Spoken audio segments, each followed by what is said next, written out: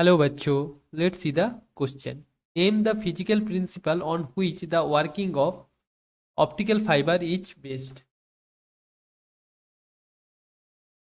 सो जो की concept use होगा,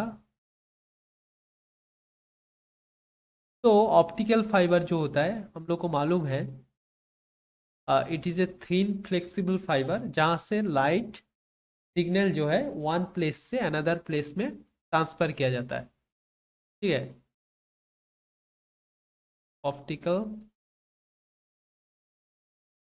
फाइबर, तो मैं यहाँ पे लिख लेती हूँ, लिख देती हूँ. ठीक है. सो पहले ए थीन flexible fiber with a glass core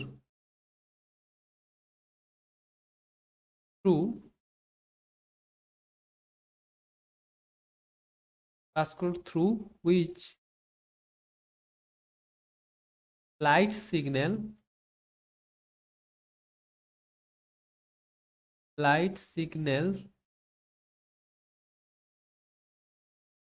can be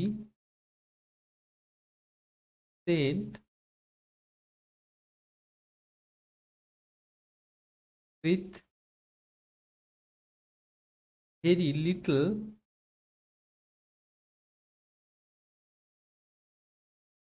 loss of strength.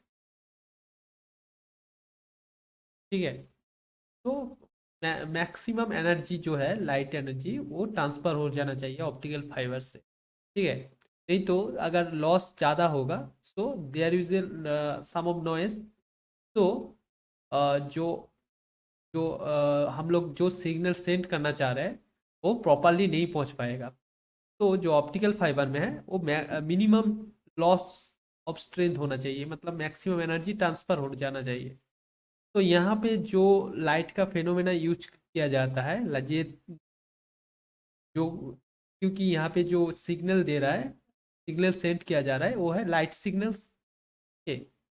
तो they are the use total internal reflection.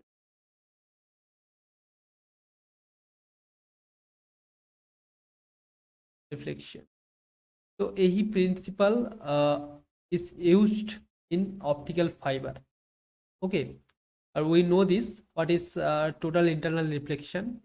अगर कोई लाइट डेंसर मीडियम से रेयर मीडियम की तरफ जाएगा, ठीक है, जाने की कोशिश करेगा, so at a certain angle of incidence, जहाँ पे वो जो इंसिडेंट एंगल है वो अगर जो क्रिटिकल एंगल होता है उससे ज़्यादा हो जाए, तो हम लोग को मालूम है कि लाइट डेंसर से रेयर मीडियम में रिफ्रैक्ट होने की बजाय क्या होगा, यहाँ पे डेंसर मीडियम में लाइट फिर से रिफ्लेक्ट हो जाएगा. तो this phenomena is called total internal reflection. तो वही फेनोमेना यहाँ पे यूज होता है ऑप्टिकल फाइबर में. I hope you all are understand this solution.